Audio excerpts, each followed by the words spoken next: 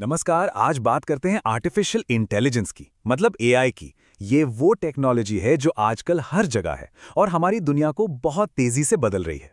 अब ये शब्द सुनने में थोड़ा भारी लग सकता है ना? पर चिंता मत कीजिए, हम इसे मिलकर एकदम आसान भाषा में समझेंगे। तो इस पूरी बातचीत को शुरू करते हैं एक बहुत ही बुनियादी लेकिन बहुत गहरे सवाल से। सवाल ये है कि क्या मशीनें सच में इंसानों की तरह सोच सकती हैं? सच पूछिए तो एआई की पूरी दुनिया इसी एक सवाल के इर्द गिर्द घूमती है। तो फिर चलिए शुरू करते हैं। सबसे पहले ये समझते हैं कि आखिर ये एआई है क्या चीज़। देखिए, सबसे पहली और सबसे जरूरी बात जो समझनी है, एआई का मतलब कोई चलता फिरता रोबोट नहीं है। एआई असल में उस रोबोट या मशीन के अंदर का दिमाग है। ये एक ऐसी टेक्नोलॉजी है जो मशीनों को एक तरह की, कह सकते हैं, बनावटी समझ देती है, जिससे वो हमारी ही तरह सोच पाएं, नई चीजें सीख पाएं और यहां तक कि फैसले भी ले पाएं। अच्छा, तो अब सवाल ये उठता है कि कोई मशीन ये सब करती कैसे है? मतलब एक मशीन सीखती कैसे? चलिए इस प्रोसेस को थोड़ा समझते हैं। एक शब्द में जवाब है डेटा। एआई का सारा खेल, उसकी पूरी नींव डेटा पर ही टिकी है।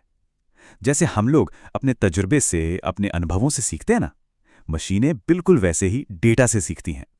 और फंडा सीधा है, जितना ज्यादा डेटा, मशीन उतना ही बेहतर सीखेगी। तो ये सीखने का जो प्रोसेस है, इसे हम 3 आसान स्टेप्स में देख सकते हैं। स्टेप 1, मशीन को ढेर सारा, मतलब बहुत सारा डेटा दिया जाता है। स्टेप 2, मशीन उस डेटा के अंदर छुपे हुए पैटर्न्स और कनेक्शंस को पहचानना सीखती है।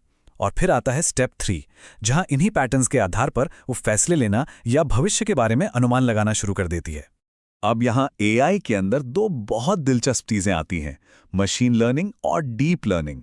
मशीन लर्निंग, जैसा कि नाम से ही जाहिर है, वो है जहां मशीनें डेटा से पैटर्न सीखती हैं। लेकिन डीप लर्निंग वो इससे भी एक लेवल ऊपर है।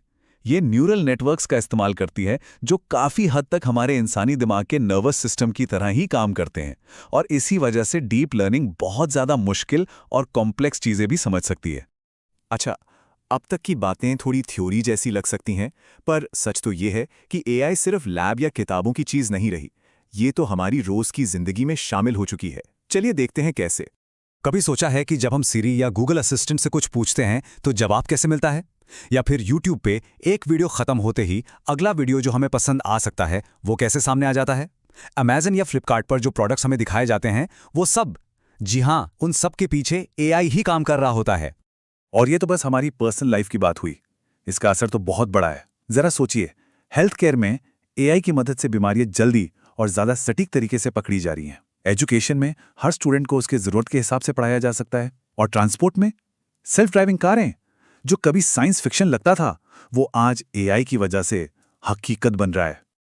लेकिन जैसा हर बड़ी और पावरफुल टेक्नोलॉजी के साथ होता है, इसके भी 2 पहलू हैं।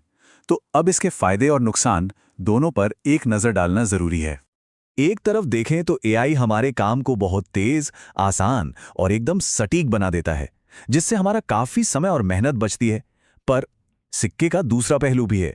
जैसे क्या इससे लोगों की नौकरियां चली जाएंगी? हमारी पर्सनल जानकारी, हमारी प्राइवेसी का क्या होगा? और क्या हम मशीनों पर कुछ ज्यादा ही निर्भर नहीं हो जाएंगे? ये कुछ बड़े सवाल और चुनौतियां हैं जिनका सामना हमें करना होगा।